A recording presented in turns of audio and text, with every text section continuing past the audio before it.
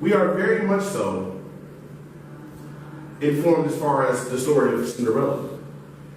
Her burdened past and how she found me at the time, Prince Charming, in her quest for true love. Thus, we eventually fall in love. I reacquaint her with her glass slipper. And then it's happily ever after, right? I mean, that's it, right?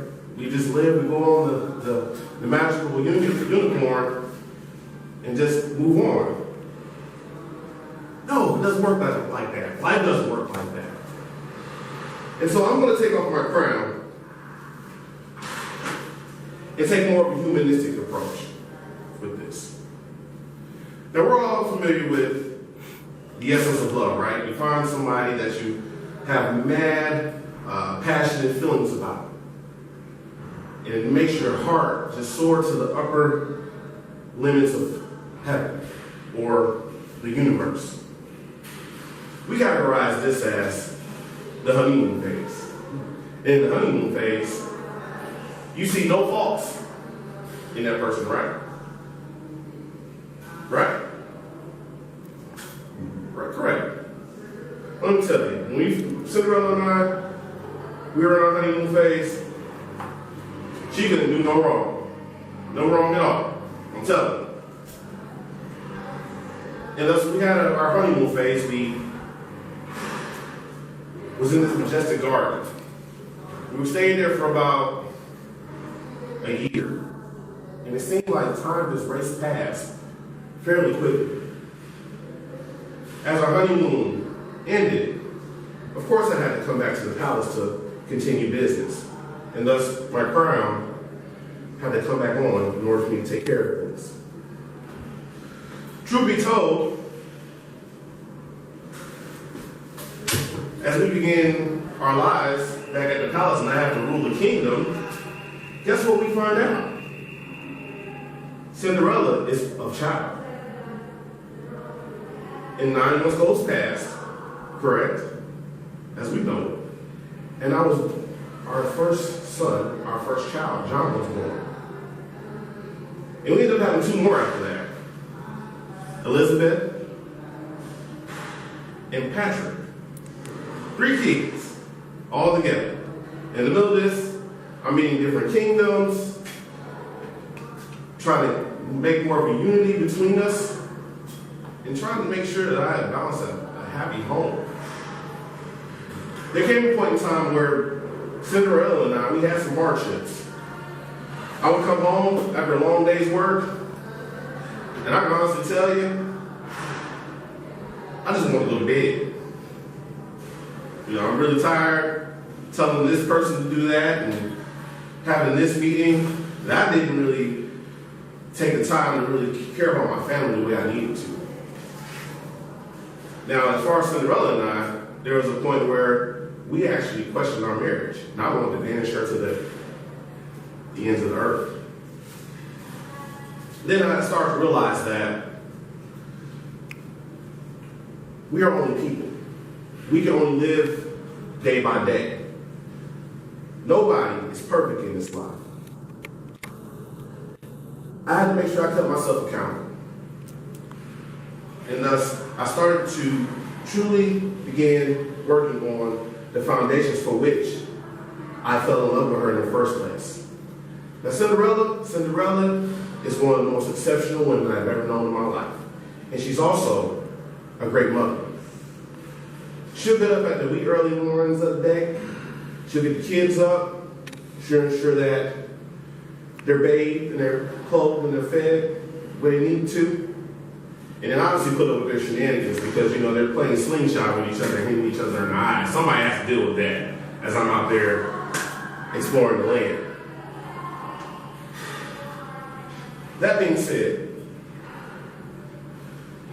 we have to sit down and talk about where we want to go in life. You have to come to that point because you get lost in a lot of time with life in general. I sat down when I said, Cinderella, How can we build towards a sustainable marriage? She tells me, well, King, you need to appreciate me more. And I say, how? And she says, by just taking the time to have that conversation with you. And I understand, and I'm slowing her voice down, I understand that you're a busy man. But please take into consideration that somebody has to manage the home. Somebody has to make sure that there's a foundation there as you're going and prevailing for our village. And I understood that. The conversation ended, and thus we began to just make that climb, go through those challenges together, and ultimately we were able to prevail together. Kids get older, they flock out of the nest. Patrick ends up being an actual king somewhere else because of his gallantry in reference to his leadership skills that he had learned from him. The other two, who knows where they're at this point in life, but they still come in from time to time. As I look back on life, I think about where have I been and where am I going? When I met Cinderella, I was young, a little novice in some instances. And that's where we all start. We all start in the beginning of our lives to go through and progress and live and learn. The moral of the story is life is a journey. Each day starts a new page, which then closes to a chapter, and then as you progress through life, you make your book. In reference to love, love's a little bit more complicated. However, we can put it just like this. It's like a fire, right? You first start that fire, the flames are bright, hot, steamy. But at a certain point in time, the fire begins to fade. However, there are those dark red embers that illuminate at the bottom of that. That's kind of where some points of love are. However, it's important for these two people that are within this relationship or marriage to work on reigniting that fire. And that could be in the token of throwing those chunks of wood into that fire for it to do what? To reignite, right? And this is a two-sided coin.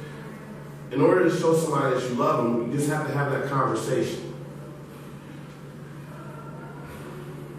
Love will not always be an internal happiness. However, it's about going through the journey of life together. Fellow Toastmasters, this ends what happened after happily ever after. Now I'm going to bring the Toastmasters back to the election. Thank you.